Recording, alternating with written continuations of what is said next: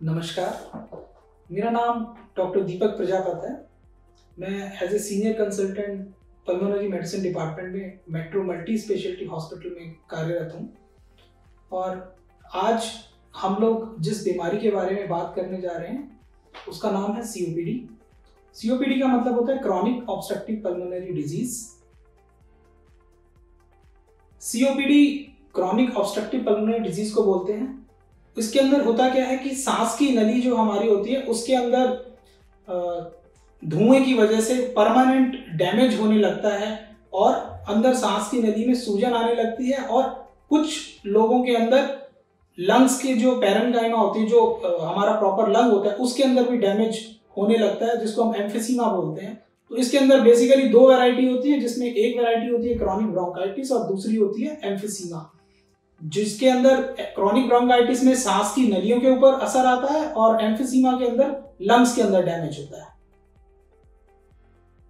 COPD generally smokers के अंदर होता है, जो लोग धूम्रपान करते हैं, या फिर उन लोगों में होता है जो धूम्रपान करने वालों के साथ रहते हैं, जिसे पैसिव स्मोकिंग कहते हैं, या फिर उन लोगों में होता है जैसे कि चूल्हा स्मोक हुआ, चूल्हे के अंदर जो ईंधन यूज करते हैं, लकड़ियां यूज करते हैं या उपले यूज करते हैं, उसकी वजह से जो धुआं निकलता है उसके एक्सपोजर की वजह से भी COPD हो सकता है।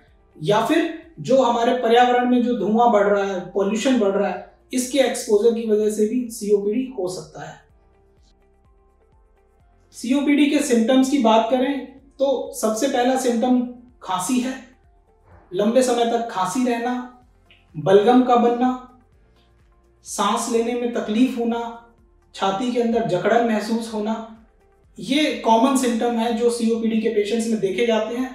लेकिन अगर हम बात करें कि किस समय पर ज़्यादा सिम्टम होते हैं, तो जनरली COPD के पेशेंट्स में या तो सुबह के टाइम जब पेशेंट उठते हैं उस टाइम सिम्टम ज़्यादा होते हैं, या फिर रात के समय जब पेशेंट सोते हैं उस टाइम पे सिम्टम ज़्यादा होते हैं। COPD से बचने के लिए जो रामबाण है वो ये कि आप जितना बच सके धुएं से बचें।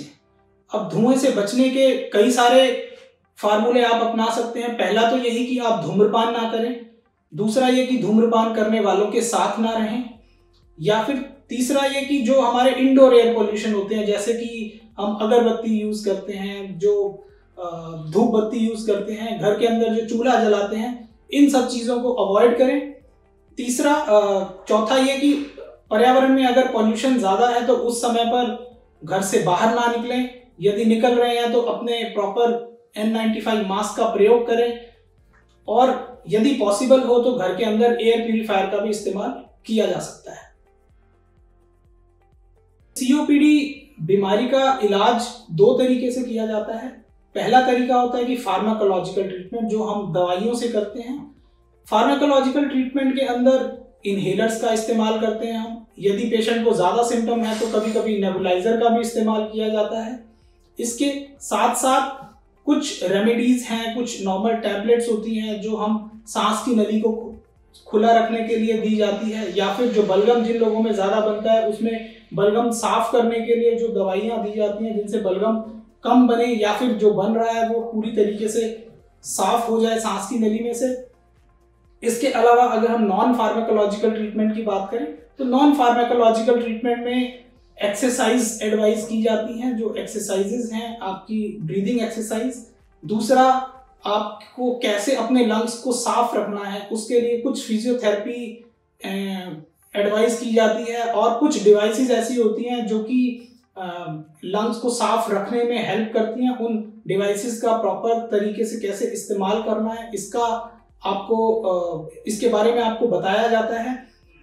चौथी चीज जो सबसे इम्पॉर्टेंट है, जितने भी COPD के पेशेंट्स होते हैं उनके अंदर हम वैक्सीनेशन एडवाइस करते हैं, जो कि आने वाले इन्फेक्शन से शरीर को बचाएं, क्योंकि COPD के लंग्स बहुत कमजोर फेफड़े होते हैं। इनके ऊपर यदि किसी भी तरीके का इन्फेक्शन लगता है तो वो जानलेवा भी हो सकता है, इसलिए प्रॉपर वैक्सीनेशन बहुत जरूरी है।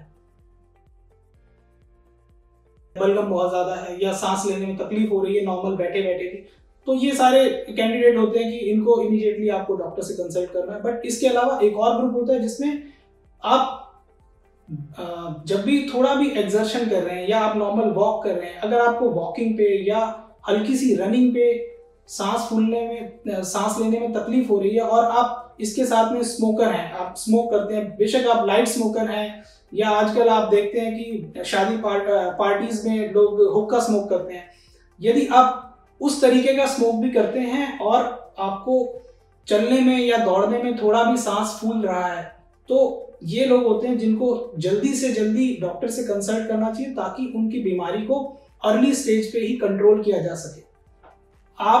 हम सभी जैसे जानते हैं कि जो ये बढ़ता हुआ धुआं है, इसके चलते आज हमने COPD के बारे में बात की। हमारे आने वाले वीडियोस के अंदर हम जो धुएं से रिलेटेड बाकी बीमारियां हैं जैसे कि ब्रोंकियल अस्थमा है, इंटरस्टिशियल लंग डिजीज है या लंग कैंसर है, इसके बारे में हम आने वाले अपने वीडियोस के अंदर डिटेल से आपको जानकारी देंगे।